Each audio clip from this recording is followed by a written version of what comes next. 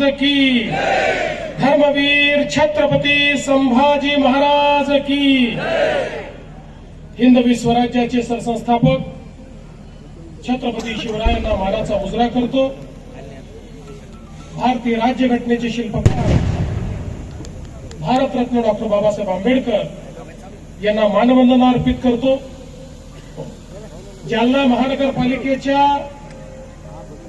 या पहिल्या निवडणुकीमध्ये मंचावर उपस्थित असलेले भारतीय जनता पक्षाचे ज्येष्ठ नेते, या देशाचे माजी रेल्वे मंत्री आणि आपल्या जालन्याचे सुपुत्र सन्माननीय रावसाहेब पाटील दानवे, माजी पालकमंत्री बबनरावजी लोणीकर, आपले माजी आमदार कैलाश भाऊ गोरंट्याल, या ठिकाणी उपस्थित संतोष भाऊ दानवे, नारायण भाऊ कुचे, भास्कररावजी दानवे, राहुलजी लोणीकर, सतीशजी घाडगे, घनश्यामजी गोयल, रामेश्वरजी भांदिरगे, बद्रीनाथजी पठाडे, संगीताताई गोरंट्याल, राजेशजी राऊत, अशोक आपण पाहू शकतो।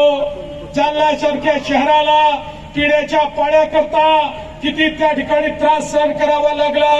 रावसाहेबांच्या नेतृत्वात आम्ही मोर्चा देखील काढला। सातत्याने या ठिकाणी शहरांवर अन्याय होत होते, पण मागच्या काळामध्ये 125 कोटी रुपयाची पाणी पुरवठा योजना ही आपण त्या ठिकाणी मंजूर केली।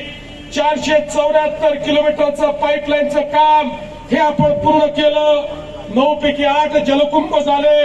75 कोटी रुपयाची कामं अजून 3 महिन्यामध्ये या ठिकाणी पूर्ण होतील। आणि मी तुम्हाला सांगतो, येत्या काळामध्ये जालना शहराचा पिण्याचा पाण्याचा प्रश्न हा पूर्णपणे त्या ठिकाणी आम्ही संपवू।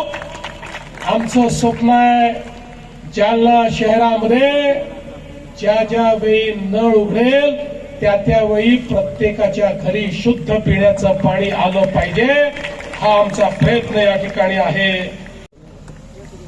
आज मला अतिशय आनंद आहे की महाराष्ट्रामध्ये ज्या नगरीला स्टीलची नगरी, लोखंडाची नगरी, पोलादाची नगरी म्हणून ओळखलं जातं, आणि दुसरीकडे ज्या नगरीला बियाण्यांची नगरी म्हणून ओळखलं जातं, अशा जालना शहरामध्ये 90 वर्षानंतर जी महानगरपालिका तयार झाली, त्या महानगरपालिकेच्या पहिल्या निवडणुकीच्या या जाहीर सभेमध्ये जालनेकरांच्या सोबत मी या ठिकाणी उपस्थित आहे। आणि म्हणून सर्वात पहिल्यांदा सर्व जालनेकरांना नमस्कार करतो, सर्वांना प्रणाम करतो। बंधू भगिनींनो, आपल्याला कल्पना आहे की राज्यातल्या नागरिक क्षेत्राच्या निवडणुका चालल्या आहेत। आपल्या देशामध्ये जवळजवळ 7 दशकं आपण एक संकल्पना मांडत होतो।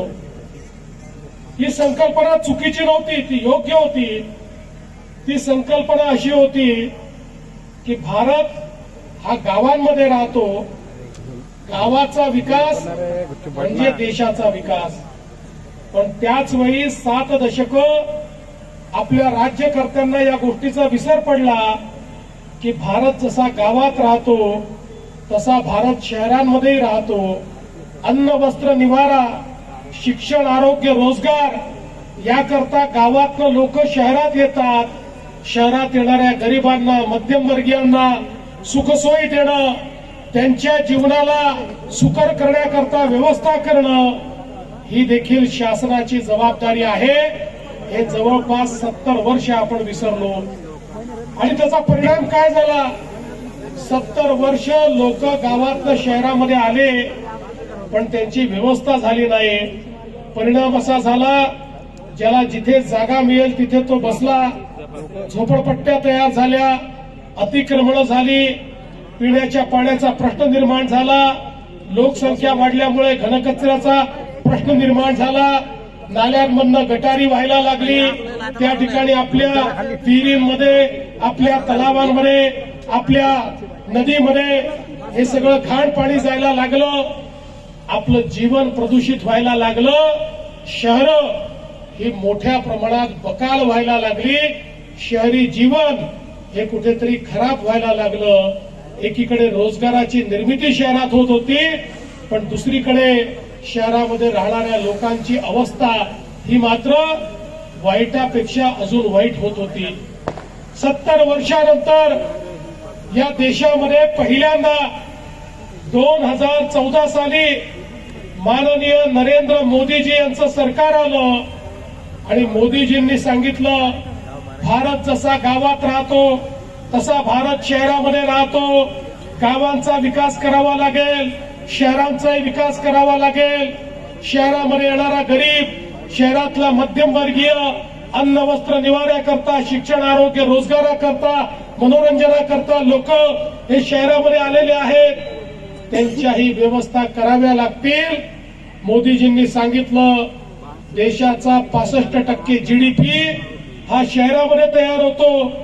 शिक्षण, आरोग्य आणि रोजगाराच्या संधी या शहरामध्ये तयार होतात. आणि म्हणून आपली शहरं चांगली झाली पाहिजेत. याकरता पहिल्यांदा या देशामध्ये मोदीजी असे प्रधानमंत्री निघाले की ज्यांनी शहराकरता योजना सुरू केल्या. स्मार्ट सिटीची योजना, अमृत शहरांची योजना, स्वच्छ भारत शहर योजना, प्रधानमंत्री आवास योजना, शहर योजना, वेगवेगळ्या योजनांच्या माध्यमातून मोदीजींनी हजारो कोटी रुपये हे शहरांना देणं सुरू केलं. पहिल्यांदा तुम्ही बघा, 2014 नंतर शहरांना पैसे मिळणं सुरू झालं. रावसाहेब पाटलांनी, बबनरावजींनी, कैलास भाऊंनी या ठिकाणी ज्याचा उल्लेख केला, ते जे सगळे पैसे आज आपल्या जालना शहरात आणि या जालना जिल्ह्यात येऊ शकले, कारण पहिल्यांदा या देशामध्ये प्रधानमंत्र्यांनी सांगितलं आपली शहरं देखील चांगली झाली पाहिजे. आज तुम्ही बघा, प्रधानमंत्री आवास योजनेमध्ये मोठ्या प्रमाणात घरं आपल्या महाराष्ट्राला मिळाली. पण घरं मिळाली तरी देखील गरीबाला आम्हाला ती घरं देता आली नाही. याचं कारण असं झालं, आमच्या लक्षात आलं, झोपडपट्टीमध्ये राहणारे जे लोक आहेत, जे गरीब लोक आहेत, या झोपडपट्टीमध्ये राहणाऱ्या लोकांना त्यांच्या जमिनीचा मालकी हक्काचा पट्टा नाही, त्यांच्याकडे पीआर कार्ड नाही. त्यामुळे त्यांना त्या ठिकाणी घरांचा फायदा देता येत नाही. 2च महिन्यापूर्वी आपल्या सरकारने निर्णय घेतला, आता झोपडपट्टीमध्ये राहणारा प्रत्येक व्यक्ती त्याला त्याच्या जमिनीचा मालकी हक्काचा पट्टा आपण देणार आहोत. प्रत्येकाला पीआर कार्ड आपण देणार आहोत आणि केवळ त्याला त्याच्या जमिनीचा मालक बनवून आपण थांबणार नाही. तो जर कच्च्या घरात राहत असेल तर मोदीजींच्या आवास योजनेतनं पक्क घर बांधण्याकरता त्याला पैसा उपलब्ध करून दिला जाणार आहे. आणि म्हणून मंचावरच्या नेत्यांना मी सांगतो, ही जनता तुम्हाला निवडून देणार आहे, पण पहिल्यांदा झोपडपट्टीत राहणारे आणि जे बेघर आहे त्यांचा प्रश्न हातामध्ये घ्या. त्यांना मालकी हक्काचा पट्टा द्या आणि मालकी हक्काचा पट्टा दिल्यानंतर त्यांच्याकरता जेवढ्या घरांची मागणी तुम्ही कराल तेवढी घरं राज्याचं सरकार मंजूर करेल. या जालन्यामध्ये एकही माझा परिवार हा कच्च्या घरात आणि झोपडीत राहणारा यापुढे आपल्याला पाहायचा नाही. सगळ्यांना त्यांचं पक्क घर आपल्याला द्यायचं आहे. बंद असेल आणि मग ही योजना कशी पुढे चालवायची असा प्रश्न होता. इतकी मोठी योजना, त्याचं विजेचं बिलच इतकं मोठं होतं की ते बिल आपल्या या महानगरपालिकेने कसं भरायचं असा प्रश्न होता. आणि म्हणून कैलास भाऊंनी मगाशी सांगितलं, रावसाहेब आमच्याकडे आले, मी स्वतः ऊर्जा मंत्री होतो, माझ्याकडे खातं ठेवलं होतं. रावसाहेब आणि सगळ्या लोकांनी सांगितलं, काही करा, हे विजेचं बिल आम्हाला परवडत नाही. हे विजेचं बिल भरलं नाही तर एवढी मोठी योजना करू नये, पिण्याचं पाणी त्या ठिकाणी येणार नाही. आणि म्हणून आम्ही निर्णय केला आणि त्या ठिकाणी सौर ऊर्जा प्रकल्पाला आम्ही मान्यता दिली, 100 कोटी रुपये दिले. मला सांगताना आनंद वाटतो. आता दरवर्षी तुमचे 40 कोटी रुपये या ठिकाणी वाचणार आहेत आणि जालना शहराला पाणी पुरवठा हा नियमित त्या ठिकाणी होणार आहे. आपल्याला कल्पना आहे, हे शहर एक अत्यंत महत्वाचं अशा प्रकारचं शहर आहे. या ठिकाणी मोठ्या प्रमाणात स्टील इंडस्ट्री आहे, पोलाद आणि लोखंड तयार होतं आणि म्हणून या ठिकाणी मागच्या काळामध्ये आपण ड्रायपोर्टची निर्मिती केली, समृद्धी महामार्गाची निर्मिती केली. मी 5-10 वर्षापूर्वी सांगायचो, ज्यावेळेस समृद्धीचं काम सुरू केलं की पुढच्या काळामध्ये संभाजीनगर आणि जालना हेच आमच्या इंडस्ट्रीचं मॅग्नेट होणार आहे. त्यावेळी लोकांना ते खरं वाटत नव्हतं, पण आज हे होत आहे. इतक्या मोठ्या प्रमाणात गुंतवणूक येते. आमच्या सामान्य आमच्या कुटुंबातल्या मुलांच्या हाताला यापुढे काम मिळणार आहे आणि त्याकरता खऱ्या अर्थानं मोठ्या प्रमाणात ड्रायपोर्टचं काम आपण केलं. आणि एवढंच नाही तर रावसाहेबांच्या आग्रहाखातर देशातली सगळ्यात मोठी संस्था आयसीटी, त्या आयसीटीची ब्रँच देखील आपण या ठिकाणी जालन्यामध्ये मंजूर केली. 100 कोटी रुपयाचा रिंग रोड असेल, अंतर्गत रस्त्यांकरता कॉन्क्रीट रस्त्यांकरता पैसे असतील, रेल्वेच्या विकासाकरता रेल्वे स्थानकाला 175 कोटी रुपये असेल, जालन्याचं मेडिकल कॉलेज असेल, या ठिकाणी वेगवेगळ्या प्रकारचे रस्ते जे रावसाहेबांनी सांगितले ते सगळे रस्ते असतील, रस्त्यांचं चौपदरीकरण असेल, कॉन्क्रिटीकरण असेल, जालना खामगाव रेल्वे मार्ग असेल, वेगवेगळ्या कामांचा हिशोब जर लावला तर मोठ्या प्रमाणात बबनरावजींनी सांगितलं या ठिकाणी कामं आपण केलेली आहेत आणि येत्या काळामध्ये आमचा प्रयत्न आहे. मोदीजींनी सांगितलंय प्रत्येक शहराला 100% भुयारी गटाराची योजना असली पाहिजे, शहरातल्या घनकचऱ्याचं व्यवस्थापन झालं पाहिजे. आजपर्यंत आपला कचरा ही आपल्यावरची एक लायबिलिटी होती. कचरा ठिकठिकाणी पडला असायचा, नाहीतर कुठेतरी नेऊन डंप केला जायचा. तिथनं वास, तिथनं घाण, तिथनं गॅसेस, तिथनं प्रदूषण हे तयार व्हायचं. मोदीजींनी स्वच्छ भारतच्या अंतर्गत आपल्याला पैसे दिले आणि सांगितलं आता कचरा म्हणजे कचरा नाही आहे, कचरा म्हणजे ही संपत्ती आहे. आता कचऱ्यावर प्रक्रिया करून त्यातनं कोळशासारखे पॅलेट्स तयार होतात, ज्यातनं वीज निर्मिती आपल्याला करता येते. आता कचऱ्यापासून खतांची निर्मिती आपण करतो, आता कचऱ्यापासून विद्युत निर्मिती आपण करतो. त्यामुळे प्रत्येक शहरातला कचरा हा 100% उचलला गेला पाहिजे आणि तो डंप न करता त्याच्यावर प्रक्रिया झाली पाहिजे.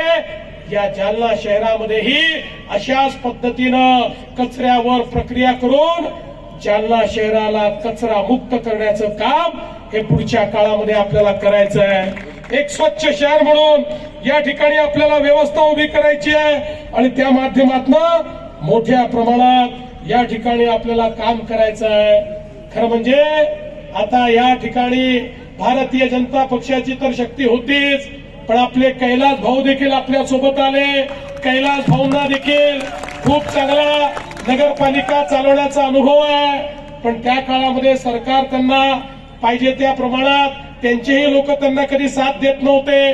पण आता चिंता नाहीये, भारतीय जनता पक्षासारख्या मजबूत पक्षामध्ये तुम्ही आले. कैलास भाऊ, हा पक्ष हा पाठीमागे उभा राहणारा पक्ष आहे. हे सरकार शहर बदलणारं सरकार आहे, त्यामुळे आता चिंता करण्याची आवश्यकता नाही आहे. या ठिकाणी कैलास भाऊ असतील, भास्करराव असतील आणि आमची सगळे नेते मंडळी असतील, या सगळ्यांच्या नेतृत्वामध्ये आता आपल्या या जालना शहरामध्ये भारतीय जनता पक्षाचा झेंडा आपल्याला लावायचा आहे.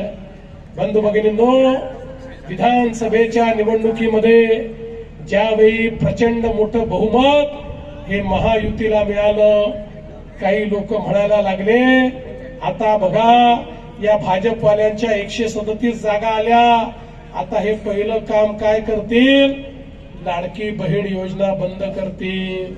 पण लाडक्या बहिणींनो, 1 वर्ष पूर्ण झालं, लाडकी बहीण योजना सुरूच आहे. आणि जोपर्यंत तुमचा देवा भाऊ मुख्यमंत्री आहे ही योजना कोणीच बंद करू शकणार नाही.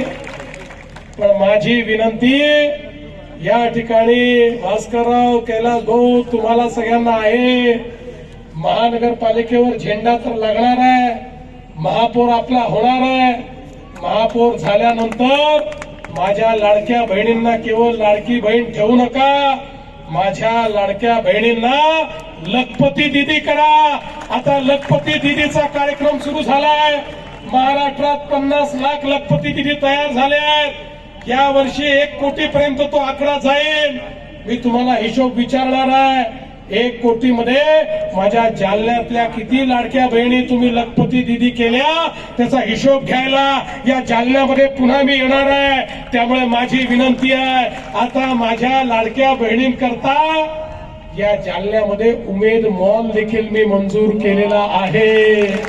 उमेद मॉलच्या माध्यमातून आतापर्यंत मोठ्या मोठ्या धंदा सेटांचे मॉल होते, आता माझ्या बचत गटांचा मॉल असणार आहे.